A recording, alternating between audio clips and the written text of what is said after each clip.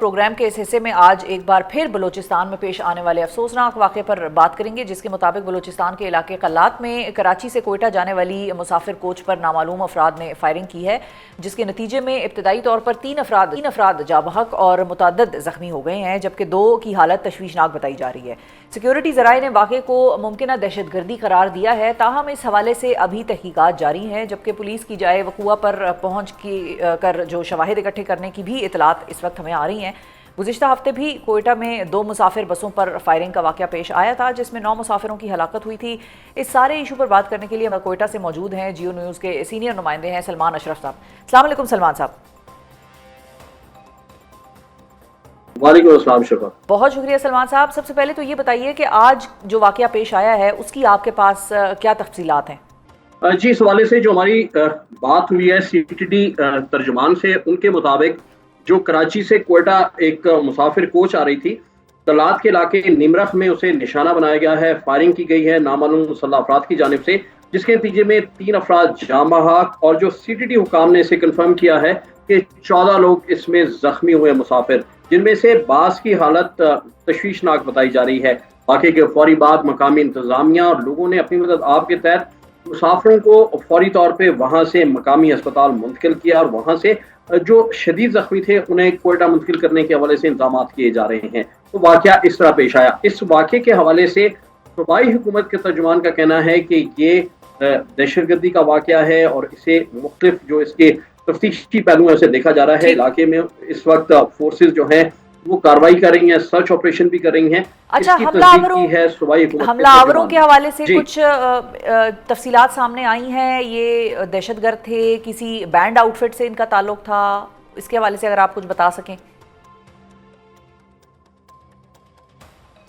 جی شفا، اس حوالے سے اب تک جو ابتدائی تفتیش ہے اس میں سیکیورٹی ذرائع نے بالکل اس کی تصدیق کی ہے۔ ان کا کہنا ہے کہ جو دہشت گردی کے واقعات میں مسلح افراد آ کے اسی طرح لوگوں کو نشانہ بناتے تھے، یہ اسی سلسلے کی ایک کڑی ہے، لیکن اب کون سی کلدم تنظیم اس میں ملوث تھی جس نے یہ واقعہ کیا، جب اس کی ذمہ داری سامنے آئے گی، وہ اسے قبول کریں گے تو آیا اس کو اسپیسیفک اس حوالے سے کہا جائے گا۔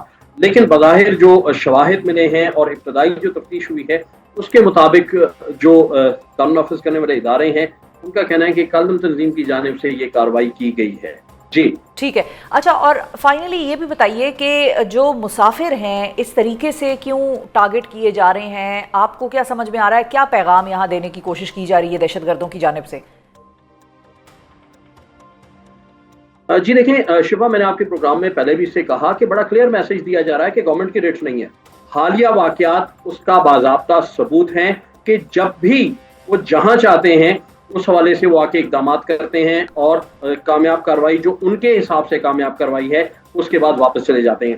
وہ کہ سیکیورٹی فورسز کی جانب سے جو مختلف انٹیلیجنس ادارے ہیں، سی ٹی ڈی ہے، ان کی جانب سے آئی بی اوز کیے گئے، کئی جو اس واقعات میں ملوث دہشت گرد تھے انہیں نیوٹرلائز بھی کیا گیا، لیکن اس کے باوجود یہ دیکھا گیا ہے کہ واقعات میں تیزی آتی جا رہی ہے۔ جی بہت شکریہ ادا کریں گے سلمان اشرف صاحب۔ ناظرین، تفصیلات سے آگاہ کر رہے تھے کہ آج جو ایک افسوسناک واقعہ بلوچستان میں پیش آیا اس کے حوالے سے یہ ایک سوالیہ نشان ہے کہ اب حکومت اس چیلنج سے کس طرح سے نبردآزما ہوتی ہے۔ سیاسی منظرنامے میں ہونے والی ہلچل اور معاشی فرنٹ پر چلنے والی پٹرول بم کے تناظر میں پائی جانے والے بے یقینی کی صورتحال میں آج ایک اہم اور اچھی پیش رفت بھی ہوئی ہے، جس کا براہ راست تعلق پاکستان کے کارپوریٹ سیکٹر سے ہے۔ 5 سال کے صبر آزما انتظار اور دور کے بعد آج برطانیہ نے پاکستانی ایئر لائنز پر عائد پابندیاں ختم کرنے کا اعلان کر دیا ہے۔ جی، یہ خوشخبری سے آج ہم نے سوچا پروگرام کا آغاز باقاعدہ طور پہ کرنا چاہیے۔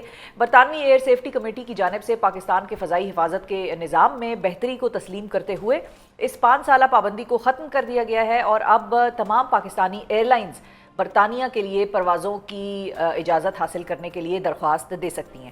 پاکستان میں برطانوی ہائی کمشنر جین میریٹ کے مطابق وہ برطانیہ اور پاکستان کے ہوابازی کے ماہرین کی مشترکہ کاوشوں کی شکر گزار ہیں، جنہوں نے عالمی حفاظتی معیار پر پورا اترنے کے لیے مسلسل کام کیا۔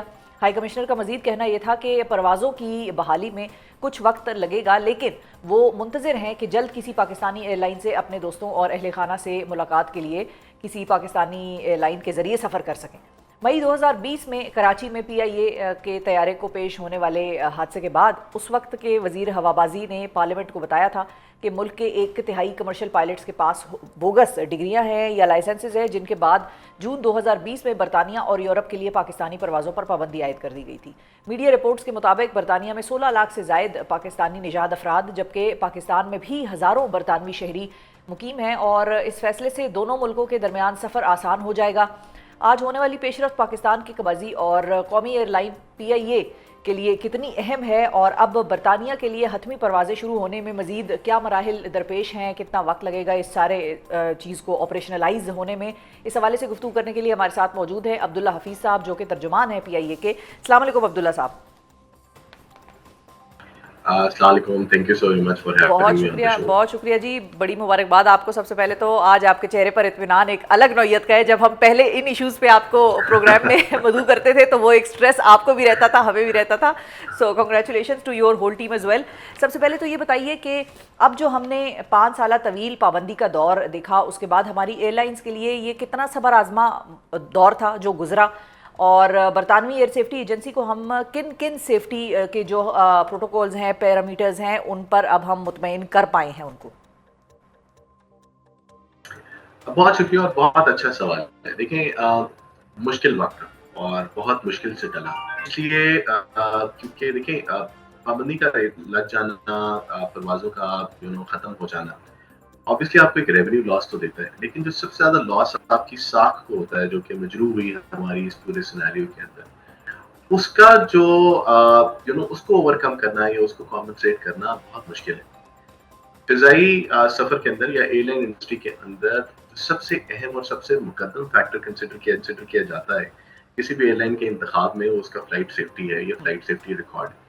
جب اس طرح کے کوسچنس آ جائیں پوری پاکستان کی ہوا بازی کی صنعت کے اوپر، تو ایک اس طرح کی ایک نیگیٹو پرسیپشن پاکستان کے لیے کریٹ ہوا، جو کہ جس سے نکلنا یا جس کو برداشت کرنا بہت زیادہ مشکل کام تھا۔ لکیلی اور بہت ساری محنت کے بعد اور اللہ تعالیٰ کا شکر ادا کرنے کے بعد یہ پابندی آج ختم ہوئی۔ پہلے مرحلے میں جس طرح آپ نے دیکھا تھا کہ گزشتہ سال میں یورپی یونین، جو کہ ایک بہت کٹھن اور بہت صبر آزمان پورا پروسیس تھا ان کا، اس کے بعد پابندی کا خاتمہ ہوا، اور UK چونکہ اس نے پری ریکوزٹ رکھا تھا کہ پہلے آپ یورپی یونین کی پابندی کا خاتمہ کروائیں، اس کے بعد UK آپ کو کنسیڈر کرے گا۔ تو آج دوسرے مرحلے کے اندر ہم نے UK بھی الحمدللہ کلیئر کر لیا۔ تو اب ماشاءاللہ ہم یہ سمجھتے ہیں کہ جو ہماری ساکھ تھی، جو مجروح ہوئی تھی، آج ہم نے کافی حد تک وہ بحال کر لی، کیونکہ ہم نے ایک صنعت کے طور کے اوپر پوری دنیا سے منوایا ہے کہ دنیا کے سخت ترین اسٹینڈرڈز کو جو فضائی حفاظت سے منسلک ہیں ان کو PIA اور پاکستان کی ہوا بازی کی صنعت ان کو کمپلائی کرتی ہے۔ جی بالکل صحیح۔ اچھا عبداللہ صاحب، اب ہم نے مطمئن تو کر دیا ہے، ایک فیصلہ بھی دوسری جانب سے آ گیا، جین میریٹ صاحبہ کی اپنے ٹویٹس اور ان کے بیانات سامنے آ گئے، کنفرمیشن ہو گئی، نوٹیفیکیشن ہو گیا، یہ تو مرحلہ طے ہو گیا۔